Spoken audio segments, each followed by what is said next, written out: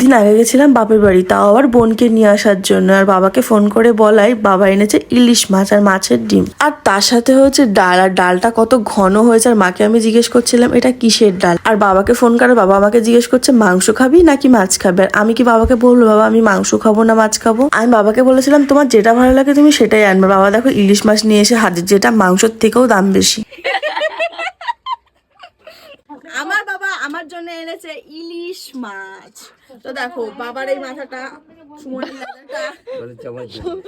জামাইয়ের জন্য, আর বাবা বলছে জামাইয়ের জন্য। আমার মায়ের হাতে লেগেছে তাই ভাবলাম মাকে এসে একটু দেখে যায়। আর বাবাকে ফোন করেছি, বাবার ইলিশ মাছ এনে হাজির হয়ে গেছে।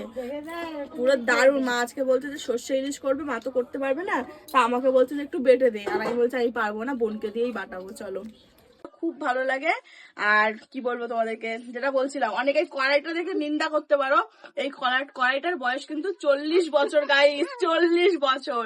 কড়াইটা এরকম হয়ে গেছে, কড়াই তো। আর তারপরে জানোই তো এখানে শুধু ভাজাভুজি রান্না হয়, সেজন্য দেখছো ঝরে ঝরে পড়ছে।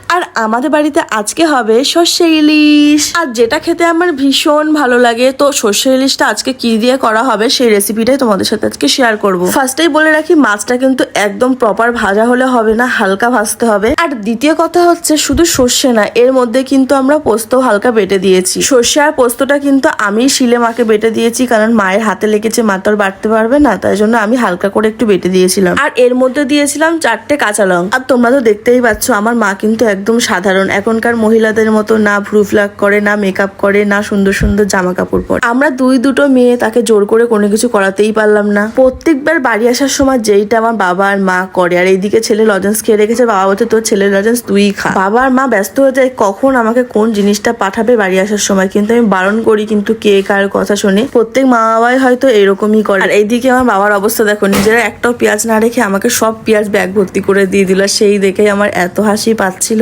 আজকে একটা কথা না বলেই নয়, আমার বাবা মা খুব গরিব, সেটা আমাদের বাড়িঘর দেখলেই বোঝা যায়, কিন্তু তাতেই আমরা ভীষণ খুশি। আমার মা বাবা আমাদের কখনোই কোনো জিনিসের জন্য কষ্ট দেয়নি।